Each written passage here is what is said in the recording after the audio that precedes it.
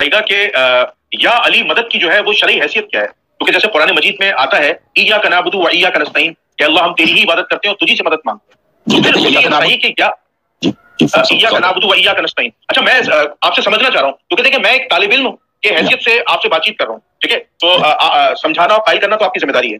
اصل میں ایشو یہ آتا ہے کہ لوگ یہ کہتے ہیں کہ مولا علی علیہ السلام کا مقام بہت بلند ہے، لیکن جہاں تک مدد کی بات ہے تو مدد تو اللہ تعالیٰ کے ذریعے، یعنی آپ اللہ کو پکاریں، آپ اللہ جسے چاہے مدد کے لیے بھیج دیں، چاہے وہ فرشتہ ہو کوئی بھی ہو، لیکن پکارنا اللہ کو ہے۔ جیسے قرآن حکیم میں کہ دعا بھی اللہ سے ہے، سورہ مومن میں اور سورہ فاتحہ میں مدد بھی اللہ سے ہے، مناجات بھی اللہ سے ہے، اللہ کو ہی پکارنا ہے۔ تو اب اکثر و بیشتر اہل تشیعوں کا عقیدہ یا علی مدد بے ساختہ وہ کہتے ہیں، تو اس کی شرعی دلیل کیا ہے؟ قرآن حکیم سے یا حدیث نبوی؟ یہ ایک طویل بحث ہے، اس کو مختصر انداز میں سے جواب میں دے دیتا ہوں۔ پہلی بات یہ کہ صرف آپ کہتے ہیں صوفیوں کا عقیدہ ہے، یہ بالکل غلط بات۔ یا رسول اللہ کہنا یا علی مدد کہنا یہ صوفیوں کا عقیدہ نہیں، یہ ہمیشہ سب مسلمانوں کا عقیدہ رہا ہے سوائے وہابیت کے۔ سوائے وہابیت کے یہ سب مسلمانوں کا طول تاریخ میں عقیدہ رہا ہے۔